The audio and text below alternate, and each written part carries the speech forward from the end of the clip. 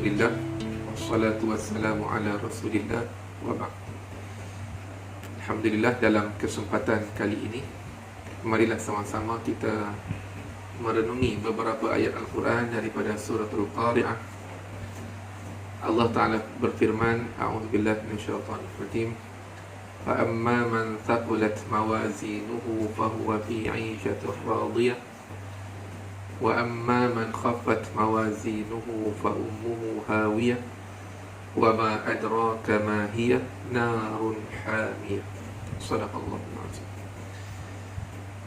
Sesiapa yang berat timbangan kebaikannya, maka dia akan berada dalam kehidupan yang senang, yang diredai, yakni syurga. Dan sesiapa yang ringan timbangan kebaikannya, maka tempat kembalinya adalah hawiyah, yakni neraka. Apa pengajaran yang boleh kita ambil daripada ayat-ayat yang kita bacakan tadi?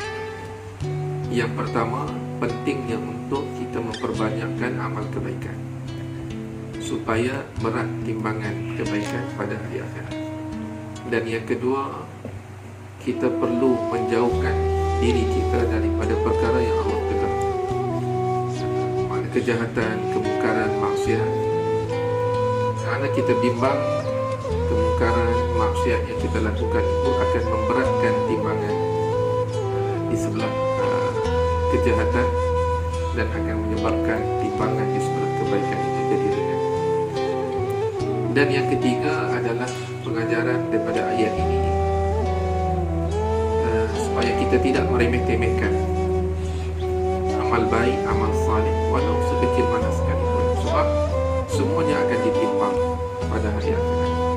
Dan barangkali yang kita nampak remeh kecil itulah nanti yang akan menjadikan timbangan kebaikan kita lebih berat.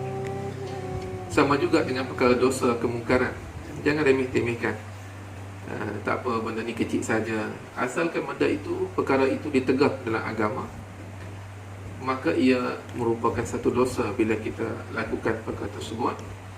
Dan kita bimbang perkara dosa yang kita lakukan ini akan memberatkan timbangan kejahatan dan menyebabkan timbangan kebaikan kita jadi ringan.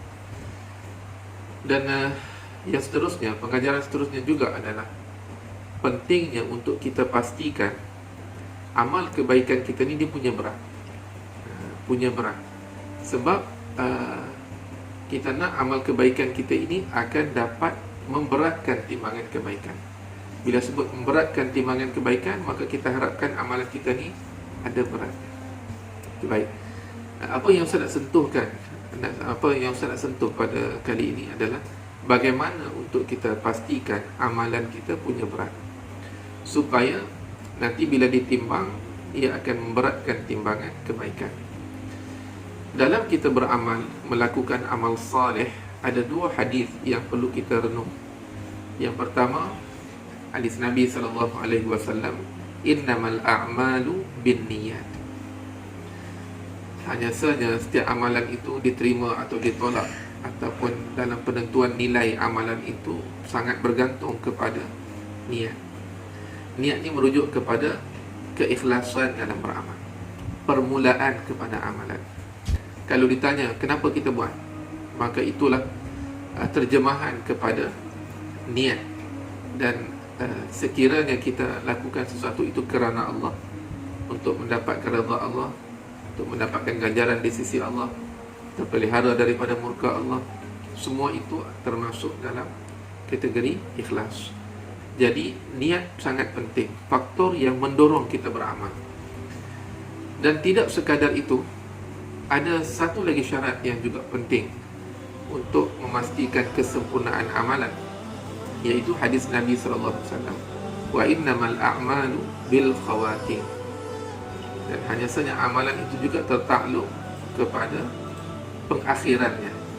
Berarti bukan sekadar kita pentingkan di awalnya sahaja, maka juga pengakhirannya juga sangat penting untuk memastikan kesempurnaan amalan. Hadis yang kedua ini, wa innamal a'malu bil khawatim, itu menunjukkan pentingnya untuk kita pastikan amalan yang kita lakukan tadi mestilah menepati syarat-syaratnya. Dalam arti kata lain, kita menyempurnakan amalan tersebut. Kita melakukan amalan dengan kualiti sampai ke akhir. Tadi niat itu permulaan. Manakala hadis yang kedua itu adalah merujuk kepada keseluruhan amalan sampailah ke penutupnya, pengakhirannya itu. Jadi dua syarat ini sangat penting untuk kita renungi dan kita hayati, supaya amalan kita ni berkualiti.